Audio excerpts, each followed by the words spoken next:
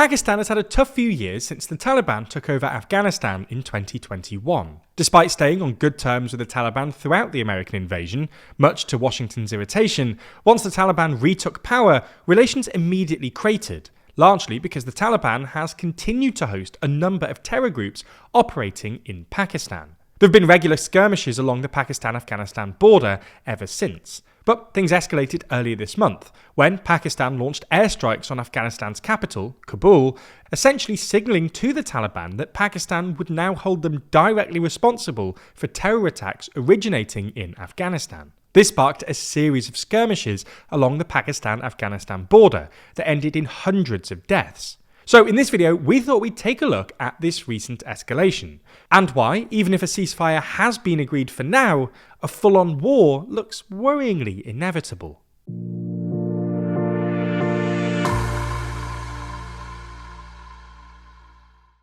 If you're interested in the political alliances and groupings which shape our world, then you might enjoy our poster, Every Alliance Explained. It shows, in slightly confusing detail, all of the world's major alliances and how different countries link together. Check out the poster by clicking the link in the description. So, let's start with some context. For most of recent history, the Taliban and Pakistan have actually been pretty good mates. The Taliban were originally a faction within the Afghan Mujahideen, who were supported by both the United States and Pakistan in their fight against the Soviets in the 80s. Pakistan continued to support the group after its emergence in 1994, and many of its recruits came from Afghan refugees studying in Islamic religious schools, known as madrasas in Pakistan. When the Taliban conquered Kabul in 1996 and established the Islamic Emirate of Afghanistan, it received international recognition from just 3 countries: Saudi Arabia, the UAE, and Pakistan. Ever since, Pakistan has maintained relations with the Taliban, even after the US invaded and forced the Taliban out of Kabul in 2001.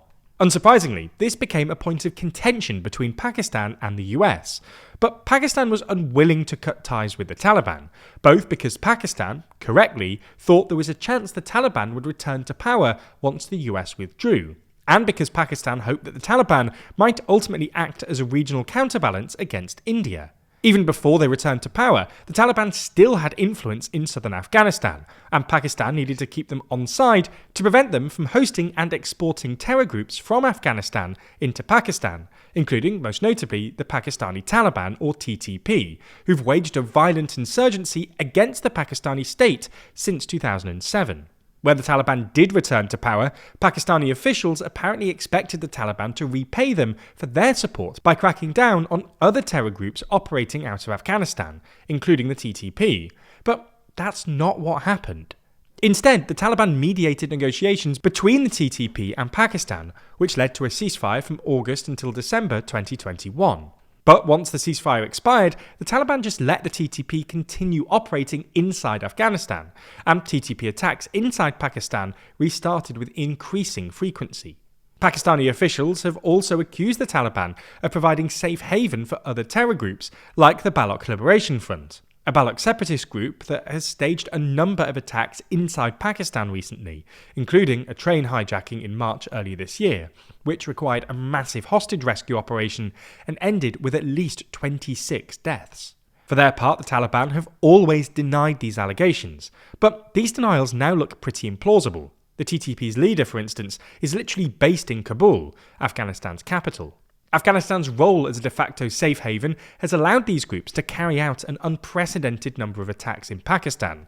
According to the Center for Research and Security Studies, in 2024, at least 685 Pakistani security personnel were killed in terror attacks or counter-terrorist operations, up about 40% compared to 2023 and the highest figure since 2015.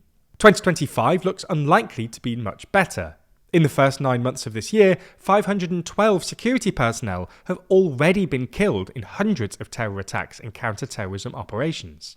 Anyway, in response to these terror attacks, Pakistan has occasionally carried out strikes on TTP targets inside Afghanistan, but these were, until recently, confined to sparsely populated border areas. However, after a spate of terror attacks at the start of this month that killed at least 24 Pakistani security personnel, on Thursday last week, Pakistan took things up a notch by apparently launching airstrikes on targets in Kabul. While Pakistan didn't officially claim responsibility for the strikes, the intended message was pretty clear. Pakistan was signalling that they would hold the Taliban directly responsible for attacks against Pakistan by terror groups operating out of Afghanistan, and that Taliban strikes in Kabul would therefore be legitimate targets for retaliation. The strikes also coincided with the arrival of the Taliban foreign minister in India, the first such trip since the Taliban's return to power in 2021. This is another point of tension at the moment. While Pakistani strategists originally hoped to form a sort of anti-India alliance with the Taliban, and India did used to be one of the Taliban's many enemies, the two countries have seen somewhat of a rapprochement in recent years, motivated by both a mutual antipathy towards Pakistan and a pragmatic acceptance on India's part that the Taliban will probably be in power for the foreseeable future. Only a couple of days ago, India announced that it would be reopening the embassy in Kabul, which was shut 4 years ago. Anyway, 2 days later, on Saturday, the Taliban retaliated by attacking a number of Pakistani positions along the border. Fighting continued over the weekend, and on Sunday, the Taliban claimed to have killed 58 Pakistani soldiers, while Pakistan claimed it had killed at least 200 Taliban fighters. While these numbers are probably exaggerated, this was probably the most lethal skirmish between the two sides since the Taliban's return to power. Fighting then resumed on Tuesday and continued into the early hours of Wednesday, when Pakistan launched more airstrikes on targets in Kabul and on Taliban army bases in Kandahar, Afghanistan's second largest city, with the latter strikes killing at least 15 Taliban soldiers. On Wednesday, the two sides finally announced a 48-hour ceasefire. But while this might provide some temporary respite, it's hard to see things getting better anytime soon. The Taliban have shown no interest in expelling the terror groups operating out of Afghanistan, and Pakistan has proved willing to escalate, as evidenced by the recent strikes in Kabul. This combination of the Taliban's intransigence and Pakistan's combative posture is obviously pretty dangerous. Unless one of them blinks, there's a risk that they get stuck in an escalatory cycle, which is sort of what happened for the past couple of years, that could ultimately culminate in a full-on war. This might sound melodramatic, but it's really not clear what the alternative is. The status quo is clearly unsustainable. It's almost hard to imagine any other country tolerating hundreds of security personnel fatalities every year, and the Taliban have proved remarkably unresponsive to even the recent airstrikes on Kabul. It might not happen in the immediate future. After all, it's taken the two sides a couple of years to get to this point in the escalatory cycle, but there is a whiff of inevitability to it at the moment.